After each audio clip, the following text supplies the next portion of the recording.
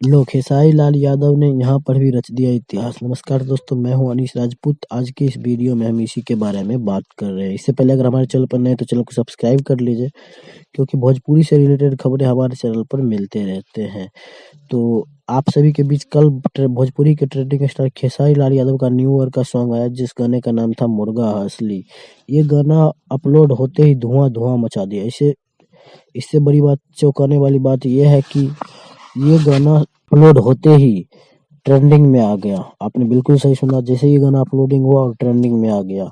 अभी ये गाना मेन सेक्शन में 1 नंबर पे है और म्यूजिक सेक्शन में भी 1 नंबर पे है।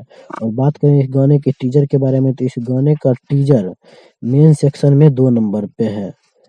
तो आप लोगों का क्या राय है कि भोजपुरी के ट्रेंडिंग स्टार खेसारी लाल यादव जब भी उठेंगे तो कोई नजर नहीं आएंगे? बात सही है। तो अपना राय कमेंट बॉक्स में जरूर बताइएगा। मिलते हैं किसी अगले अपडेट के साथ, तब तक के लिए बाय।